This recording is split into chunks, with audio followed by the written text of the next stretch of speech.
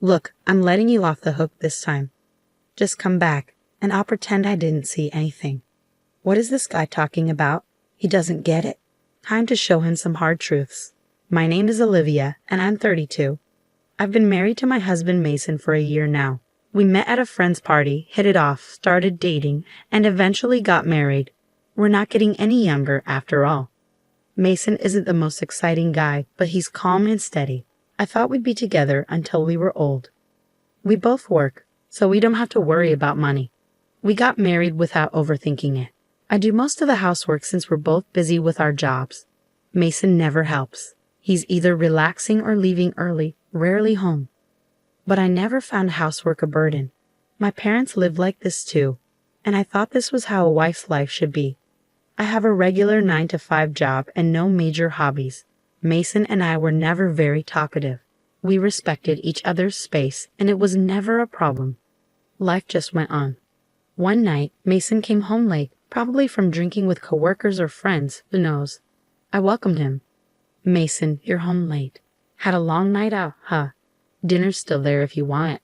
But I guess you're not eating this late, are you? He turned around, said nothing, and walked into the living room, ignoring me. I sighed. Here we go again. Whenever Mason is in a bad mood, he gets very quiet, so I figured something at work or during his night out must have upset him. Best to let him be. I know better than to bother him when he's like this. I felt his presence from the living room but shrugged it off and went to bed. He'd probably be back to his cheerful self by morning. It was the same old story, and I didn't give it a second thought. The next morning, while I was preparing breakfast, Mason came into the kitchen. Good morning. I greeted him cheerfully. Mason glanced at me, grabbed some milk from the fridge, and left without a word. I was a bit surprised by his coldness. It wasn't like him. He still seemed to be in a bad mood. I never thought I'd see the day when he would act like this. We both valued our independence and space. I hadn't tried to talk to Mason directly, so I decided to wait and see. I continued preparing lunch boxes for both Mason and myself. However, things didn't go back to normal that easily. Mason remained distant the following night and the day after. At this point, I was genuinely concerned. Days turned into weeks, and Mason continued to give me the silent treatment. I tried reaching out through WhatsApp and even left him notes, but he ignored it all. However, he'd eat the meals I prepared. I noticed the empty lunchbox in the sink, so I knew he ate the packed lunch. So I put a note in a cooler bag. I thought if he found a note while enjoying a lunch I made with love, he'd have to react. But that was another miss. Mason said nothing. Before I knew it, over a month had passed in this strange silence. I felt helpless. I had tried everything, but nothing worked. Then, one evening, I took a drastic step. I deliberately didn't prepare dinner. Every evening, I made dinner when I got home. But what if I didn't? How would Mason, who's been ignoring me, react? I decided to find out. When Mason came home, I pretended to be watching TV in the living room. Mason came into the living room and looked intently at the table where dinner usually waited. But tonight, the table was empty.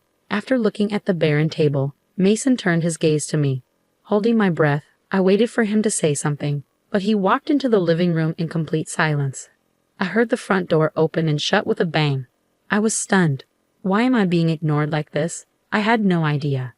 I was left bewildered, sitting alone on the living room couch. The next morning, I woke up and went to the living room. Mason was already gone. Did he go to work already? Curious, I looked on the living room table and found a note. Reading the words on it, my eyes went wide.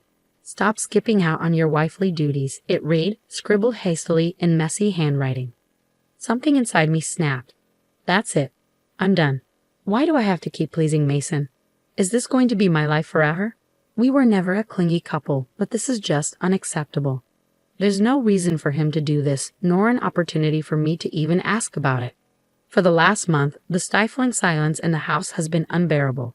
I wrote next to Mason's scribble, I'm going back to my parents' house.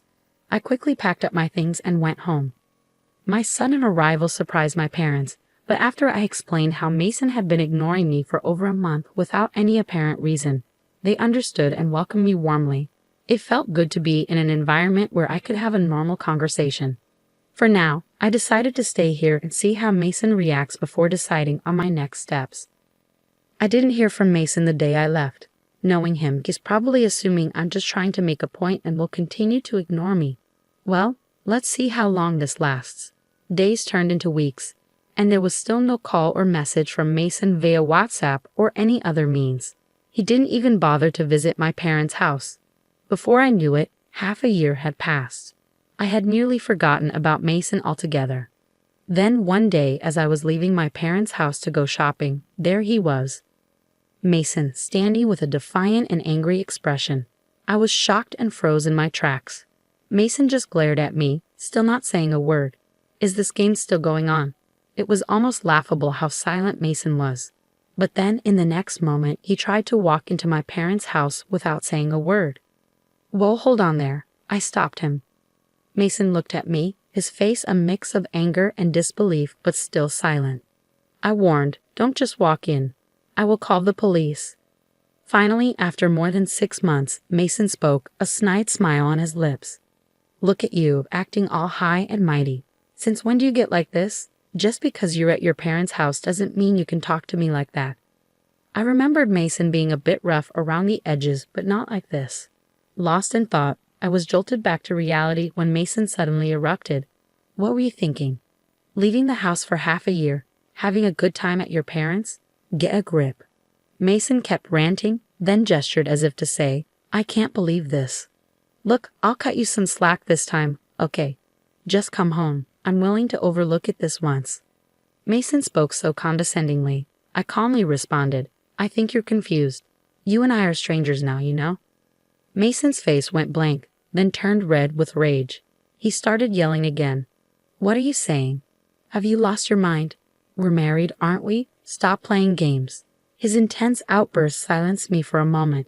He kept yelling, I'm saying I'll forgive you this time, so stop messing around and pack your bags. At that moment, my own anger boiled over. He talked like he was doing me a favor by forgiving me, as if I'd done something wrong. That infuriated me even more. Moreover, it seemed Mason had no clue what had happened in the last 6 months. Finally, I snapped at Mason, who was still yelling. I received divorce papers from your mother, signed them, and already filed them with the court. So we're not married anymore. Got it? We're strangers. Total strangers. Understand? I emphasized the word strangers, and Mason looked at me, his face drained of color. He seemed genuinely shocked. Here's what happened, I continued. A month after I moved back to my parents' home, your mother, Helen, called me to a cafe near our house. We had never been close, and I hadn't seen her for a while. After brief pleasantries, she handed me an envelope. What's this? I asked, tilting my head. Open it. Even you will understand, she said. I opened the envelope and pulled out the paper inside. It was a divorce petition, already signed and stamped by you. Confused, I looked at Helen. The eyes of your mother, who was glaring at me, were the same as yours, full of disdain. While putting the divorce petition back into the envelope, I asked her, So, is this Mason's doing? Did he say anything to you about this? Helen let out an exaggerated sigh before answering. Oh yes, he said plenty. Would you like to hear? I smiled at her and replied, Yes, please go ahead. She launched into her story. According to her, Mason had been badmouthing me for a while now, saying that I was a useless and incompetent wife who stopped doing any housework after we got married, that I quit my job and lazed around at home all day, and that whenever something didn't go my way, I would run back to my parents and act like a spoiled child. Helen's eyes never left mine as she spoke, and it was clear she believed every word of Mason's lies. There was no point in arguing with her, I thought. When she was done talking, Helen finally asked, So what are you going to do? Not that I want to meddle, but you're being pretty awful, you know. By the time I walked out of that cafe, my mind was made up. I smiled and told her, if he wants a divorce, then that's what he'll get. Helen glared at me one last time, slapped some money on the table for her share, and walked out of the cafe. I went straight to my parents' house, signed the divorce papers, and submitted them to the court the very next day. While I was explaining all of this, Mason's face turned increasingly pale. It seemed he hadn't been informed by Helen at all. But honestly, I didn't care. After all, I had already trusted Helen with the signed divorce papers. Mason must have had the same idea in mind, I figured. Once I finished telling my side, Mason blurted out in a panic, "No, you've got it all wrong. I only filled out those divorce papers to keep my mom off my back. I never intended to submit them. They're invalid." Panicked or just confused, he started making no sense. "Besides, you're the one who will suffer if we divorce. So let's go to the court right now and have them withdrawn." I gave Mason a cold stare, then tilted my head. Why would it be a problem for me if we got divorced? Mason suddenly grinned as if he had won. "Think about your age. At your age with a divorce history, no one will want you. That's why I'm saying I'll take you back. This is for your benefit. You get it? I'm saying we can pretend the divorce never happened and you should be happy," Mason said, his arrogance and delusional thinking palpable. I couldn't help but roll my eyes. "Listen, we're not kids. A divorce doesn't just get erased. And for the record, I'm already married to someone else." Mason's jaw dropped and he went silent. "What? Really? Do you want me to repeat myself? I'm married to someone else." Mason, who had a look of disbelief, suddenly started making a fuss. "That's a lie. You're just trying to look good, aren't you? You're making up stories to get me to go away, aren't you? You're really making a fool out of me. You know that such lies won't work." As I was wondering how to explain to this idiot, a presence came from behind me, and a man appeared at the entrance. The man looked at me and Mason alternately, looking confused. Mason, for his part, was surprised to see a stranger coming out of my parents' home and fell silent. When I looked at the man, he tilted his head and asked, "Is something wrong?" Feeling awkward, I smiled and turned to Mason. "This is my husband, Noah." Noah greeted Mason with a slight, skeptical nod. Mason took a step back and looked up at Noah. It made sense. Noah was a former national rugby player with an imposing physique. Overwhelmed by Noah's appearance, Mason suddenly started to make excuses. No, you've got it all wrong.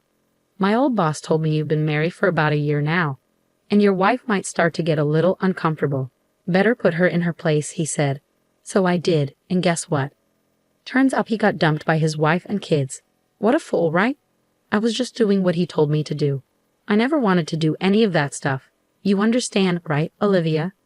I looked at Mason with a gaze filled with disgust, fed up with his pathetic excuses. Mason looked puzzled, maybe because my reaction wasn't what he expected. Then Noah spoke up. "Sorry, but could you leave immediately and never come back here? If you approach Olivia again, I'll call the police." As he said this, Noah firmly pushed Mason out of the doorway. Intimidated by Noah's force and determination, Mason fled the scene. For a while, we both remained wary, concerned that Mason might harbor a grudge and do something irrational. But days turned into weeks, and we never heard from him again. One day, curiosity got the best of me, and I reached out to a mutual friend to inquire about Mason. We began by catching up on casual topics, but when I asked about Mason, our friend sighed and filled me in. Surprisingly, Mason quit his job just a few days after showing up at your parents' house. The reason? Turns out Mason was always in agreement with his boss, whom he trusted when the boss harassed subordinates at work. It became a big issue in the company. As a result, the boss was resigned. Resigned being a euphemism, he was basically demoted to some remote mountainous area I'd never heard of. Apparently, Mason was expected to be transferred as well, but he quit out of pride. According to our friend, he's still jobless. He's been looking for work, but his arrogance has hindered his efforts. Even when recruiters offer him opportunities, he declines interviews. Furthermore, news of him quitting reached his mother, who then disowned him due to her own extreme personality. Finally, our friend said he blames everything on his old manager and just drowns his sorrows every day. At this rate, he'll ruin his health before he ever finds another job. It's a mess. I hope he finds a new spouse or something, but that's unlikely. We both chuckled as we hung up the phone. Mason seemed to be drowning his days in job hunting and drinking. Thanks to him, I am now living a peaceful life with Noah. Interestingly, Noah was actually my colleague. Upon hearing about my divorce, he had eagerly pursued me. Though we started dating only 6 months after my divorce, which made me somewhat hesitant, I was quickly drawn to his confident manner and kind personality. After getting married, Noah told me that he had always had a crush on me and he was heartbroken when I got married. I laughed and apologized for not noticing his feelings sooner. Noah helps me around the house, a task I used to handle alone. Whenever we eat together, he always says how delicious the food is with a smile. It's these little things that make me incredibly happy, something I never expected. I was probably numb to it all, having grown up with old-fashioned parents. Now I am living a sparkling married life with Noah, who always delights in even the most ordinary things. I'm convinced that with him, I'll have a happy life all the way through our golden years. And so I am certain.